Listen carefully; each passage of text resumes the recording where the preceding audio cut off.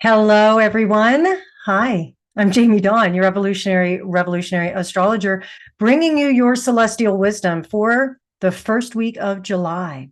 Yay. It's been a little bit since I've done this, about 2 weeks now. I guess I've been playing in Tahoe and also been crazy busy meeting with a lot of you. So thank you for that. And I'm recording this video. This is a energetic update. I'll throw in some astrology with it as well to make some correlations. But thank you for the early birthday wishes from some of you all across the world. And I'm recording this actually the day before my birthday. So as you know, if you've been following me on 1-2 Radio, which you can on my show every Monday at 11 a.m. Pacific, I'm not always live, and sometimes there's a replay, and that's just because life takes over and I have some previous commitments and things like that. But I do, if I'm not able to be live with you on radio, I try and get you a celestial wisdom, sometimes both. Also, keep in mind, I have my light and shadow report that I put out every month, and it gives you some astrological and energetic things that you can read and reread and point back to as you go through the month of what is happening energetically for us. And the reason I keep referencing the energetics is because everything is energy and we can feel it, especially as high sensitives who are really in tune, or sometimes we're in tune and we're not quite sure what is happening and why it's happening. And so this gives an opportunity for you to point back and go, oh, that makes sense. And also hopefully to set you up with a little success because you have that preview of what is coming.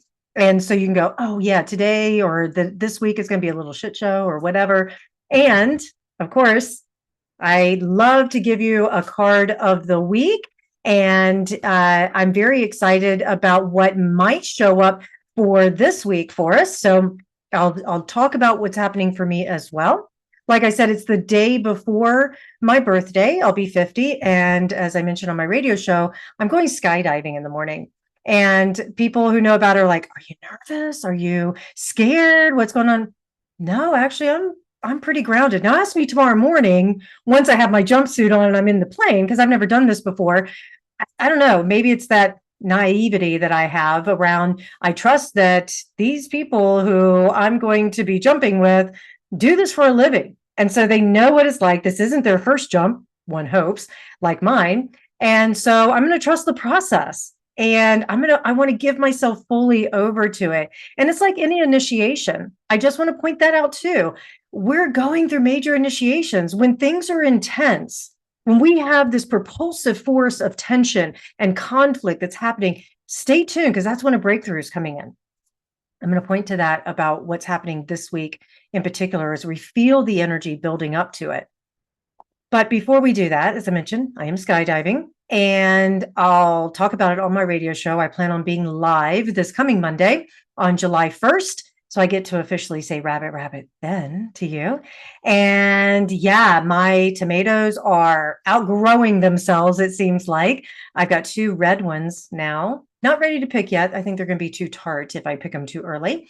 But my other, all 3 of them, actually, I think I have about 15 to 20 tomatoes. I haven't counted exactly today, but they're getting there. So very excited about that. And like I say, some of the themes that I'll point out for this week that I'll talk a little bit deeper on, we have Mercury entering Leo. That happens Monday night into Tuesday morning, immediately making an opposition to Pluto in Aquarius. So opposites are propulsive forces. There's challenges with oppositions. You have to think about it like you're standing in the middle of your house and somebody's ringing the front door and somebody's ringing the back door, and you're going, okay, which one do I give attention to? Whoever's ringing the loudest is most likely going to get it, or whoever I want to deal with in that moment is most likely going to get it. So I'll talk more about that. But we also have a new moon in Cancer. I feel this new moon is going to be sweet for the most part. Little tension moment on Saturday, the 6th. So the new moon is on Friday, the 5th. And of course, we have 4th of July. Let me not forget that. Here in the US, we'll be observing that holiday. But Saturday, the 6th, we have Venus making a square, because Venus is in Cancer, making a square to Chiron. It's a brief square, but enough to create a little bit more tension that I'll talk about. So again, I'm going to repeat this probably through the video. The tension isn't a bad thing necessarily. It can be a good thing. But before we jump into that, let's get to the card for the week. I'm very excited to see what shows up, even if it's something like the Death or Tower card that most people go, what's going to happen, right? But I just feel good about this. So, all right. Da, da, da, the Sun. I love this. It's one of the most positive cards of the deck. Now, remember I mentioned last week's card was the Four of Wands. And I understand that last week wasn't necessarily easy for everybody. There's some good moments, I would hope. And the Four of Wands, remember I mentioned that it's time to take time to celebrate the little wins, take time to share family, friends, a moment just to stay aware of all the things you've accomplished and just enjoy it, right? So it's kind of hard to enjoy when you're in the middle of a crisis, but I'm hoping, and this is what I've heard from a majority of you anyways, I'm hoping that the ups were much more than the downs. So again, the Sun. Let's talk about it. I think it's perfect because we have the Sun officially in Cancer on the 20th. It happened last week on Thursday, which is the summer solstice, the longest day of the year. And we're also moving through the Cancer energy. We'll be moving into Leo energy throughout the month of July as well. And the reason I point that out is the Sun is the archetype for the sign of Leo. And so the Sun, as we know in the deck, represents success and radiance. It's what energizes us. It represents abundance and opportunities. Now, of course, the shadow side is ego, right? So we got to watch out for that. Arrogance, overinflation of confidence, where we become cocky. But then we look at the Sun from that positive view that it gives us strength. And it tells us that no matter what, and no matter where we are or what we do, that the positive, really radiant energy can follow us or can lead the way. I'm reminded of that phrase, knock and the door will open, seek and you will find, ask and it will be answered. And so that's just coming through right now intuitively, that as you meditate on the Sun, as you work with the radiant energy of it, that you also give yourself over to the manifestation process. And again, reminded of a conversation that I was having the other day about manifesting, and that manifesting really does require our emotions. So don't balk at the emotions when they come in intensely. See if you can shift them, get your vision really specific, but let go of how it's going to show up, let go of the timing. That's where we can get really consternated with manifesting. And so, and the other rule, if you will, or two rules of manifesting, is that we're not harming someone and we're not depriving them. And that includes ourselves. So give yourself over to manifesting, to visualizing what it is that really your heart desires. How does it show up for you? And get great detail. And most of all, energize it with that energy. And then, as my dear brother from another mother, Oliver, often says with his affirmative prayers, I let go and I let God, and so it is. And that's what we're doing. We're letting go and we're being enthusiastic and positive about what is coming. And I'm really grateful for the connections and the friendships and people I have in my life, because I was also reminded by one of my girlfriends that we were just talking about some of our hardships, if you will. And I said, I find myself, especially when I think I look around at the things I don't have that I might desire and it hasn't manifested yet, I can really get myself worked up in anxiety or a tizzy or whatever. And she said, I find myself, if I linger too much in the past, that really brings me down. So I'm really facing forward.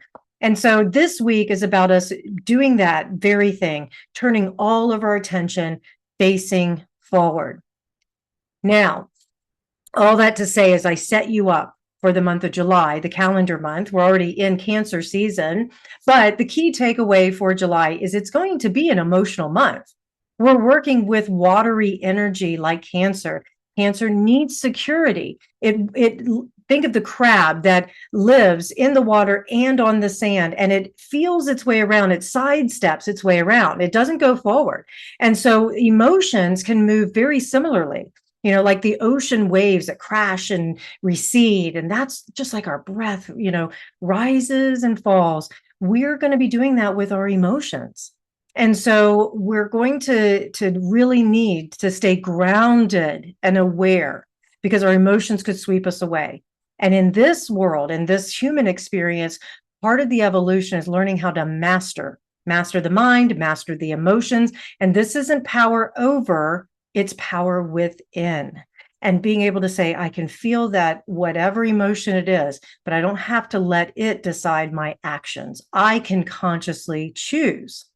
Now, if we stay grounded and remember that our emotions are really powerful tools, that's what's going to help us manifest. So we're looking at harnessing them, and leads us to greater experiences where we can have more hope and we can have new life. We can go through great healing and transformation as we feel our way through this month. And we are going to have to face some of our deepest fears, the fear of being alone, the fear of not having enough, the fear of never getting what we want, the fear that we're not good enough, or that everybody else is getting something I want and I don't get, right? We're going to have to face those fears. And this will give us a chance to really sense who and what home truly means. Because remember, home is here. That's our main focus this month in particular, is heart-centered home. I belong here in this body. Home is right here with all the love and essence that I actually am. Because if we're willing to do this, then what's going to happen is trust is going to take on a whole nother level. We get to level up instead of being driven by fears of the past, where we go, oh God, is history going to repeat itself? Where we can say, wait a minute, I've been here before. I get to do it differently. I get to respond differently. Now, as I mentioned, Mercury is entering Leo Monday night into Tuesday morning, and that's going to create an immediate opposition to Pluto in Aquarius. So as a planet is applying to another planet, we feel it more intense than after it happens, where it's separating. And so we may be faced throughout the weekend into the beginning of the week where there are these deeper truths and realizations, because we have the courage to face them. And it can remind us that if we lead with our heart, then we can manifest those deep desires. And so I think the biggest thing is that we will be tested. And if we're willing to walk through those tests and to say, okay, wait a minute, maybe this is an illusion of the mind. I was saying that just reminded me of the movie Divergent. If you haven't seen it, it's a fun, to me, it's one of those fun movies, entertaining, but it has some really cool stuff in there. And one of them is when she goes, her name is Beatrice, but she goes by Triss, that Triss is challenged with these series of tests. And one of them is she gets to be put into a simulation and her mind makes it real. Okay, keep that in mind. But because she is a divergent, she can easily move through that and realize she's in that hallucination. She says, this is just an hallucination. It's just a projection of the mind. Let that sink in for a minute. How much do we project out? Everything we see, all of our reality, a projection of the mind. Okay? That means that we can, just like in the movie, Triss was able to break through and live and survive the test and all of that, because she recognized it was just a projection. Now, this is also going to be a time this week and moving throughout the month where our intuition is really heightened. So the insights we receive are going to be doubly powerful. Dismiss nothing. Don't create an interpretation that isn't there, but dismiss nothing. Pick it up like little cosmic breadcrumbs that's lighting up your path. And that it allows you that every step, every insight will lead you to that bigger picture, will lead you to the end, if you will, of where you're wanting to get to. We might even feel like a psychic sleuth, if you will, because we're going to investigate every insight. And especially at the beginning of the week with Mercury opposing Pluto, we may not stop at the why. We may not stop, until we get to the why, where it's like, give me more. I want to understand this. And once we get our heads wrapped around it, then we can really let our hearts come online too. So the dance is going to be between our head and our heart. And like I say, you're standing, isn't this an interesting metaphor? Standing in the center of a house. Where's home? Right here. but you're standing in the center, which is what? The throat. And now you're being called. Do I let my head talk to me or do I let my heart talk to me? Who's going to get the most attention? And one of the things that we explore at Mystery School are all the different vibrations of these chakras. And the throat cannot communicate truth. We cannot have the courage to face our fears and to get to the truth in the heart of the matter if our grounded presence and our belly center isn't grounded, stabilized, and safe. We cannot open the heart if we're not stabilized. So if at one point you're going head, heart, ho, ho, ho, pause, get grounded, and then check in with home. Now, after we have this little dance of Mercury and Pluto, I mentioned the new moon in Cancer. Now, this new moon also involves relationship-oriented Venus because she'll be in a close enough conjunction or canoodling, as I like to say, to the sun and moon to have some say in how the energy is stirred. Because remember, as the sun and moon are moving closer, if you will, to Venus, we're feeling those effects. So we're going to be invited once again, because it's another new moon. Every month we have one. We're going to be invited to quiet ourselves, to revisit ourselves, our lives, reset energy as we're needed, really evaluate our relationships, evaluate why do I desire this so much? And then how can I approach it and interact with it differently? How can I build a new relationship with relationship itself, with this individual, with money, with what I consider to be beautiful, whatever it is. New moon in Cancer reminds us to cherish the people and things that mean the most to us. So we can express our love through gratitude, through nurturing, emotionally connecting, just showing up. Now, I will say that this new moon is also going to have a mixed bag because of that brief square of Venus and Chiron.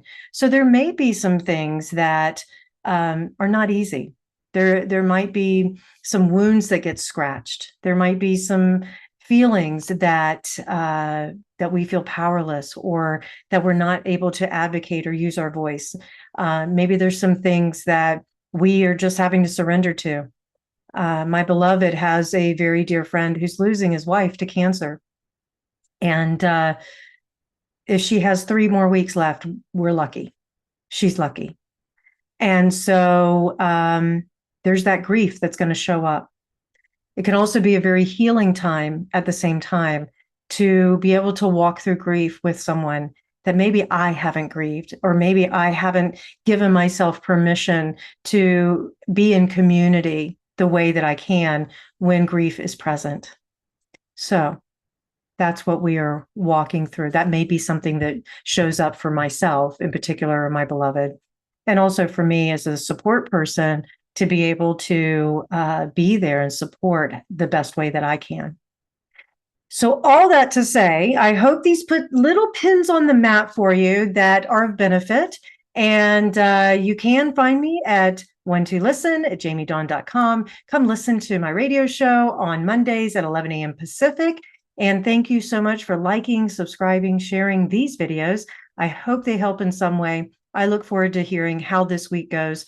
Remember, meditate on the sun. Where our attention goes, energy flows. Have a great week, everybody.